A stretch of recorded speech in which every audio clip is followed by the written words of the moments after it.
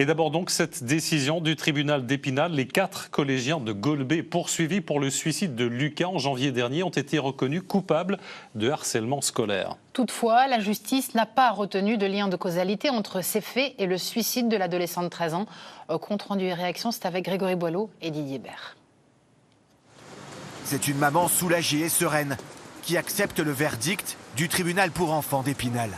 Son fils Lucas, qui s'est donné la mort en janvier dernier, a bien été victime de harcèlement scolaire. Elle souhaite désormais combattre chaque jour ce fléau.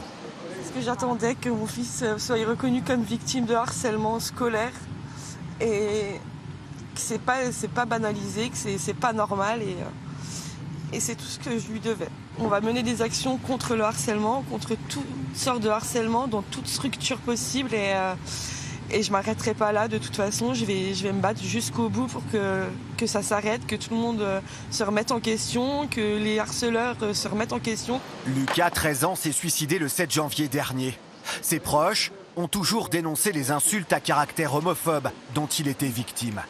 Les 4 collégiens mis en cause ont donc été reconnus coupables de harcèlement scolaire, mais pas de la mort de l'adolescent. La justice a estimé qu'il n'y avait aucun lien de causalité entre ces faits et le suicide de Lucas. La maman de Lucas ne demande pas la tête des jeunes qui ont été mis en cause, ça n'a jamais été sa position. Là, il y a une analyse juridique qui a été faite, à laquelle on se range bien évidemment. Ce qui était important, c'était de sortir de la banalisation et de la minimisation. Non, de simples moqueries ne sont pas de simples moqueries. Le tribunal a estimé que cette infraction-là était qualifiée, mais voilà, on en avait longuement discuté. C'était une audience quand même de 7 heures au mois d'avril. Donc voilà, on en rediscutera très certainement, à mon avis, devant la cour d'appel. Des mesures éducatives provisoires ont été prononcées à l'encontre des 4 collégiens. La prochaine audience, qui décidera de leurs sanctions, a été fixée au 22 janvier 2024. Ils encourent jusqu'à 18 mois de prison.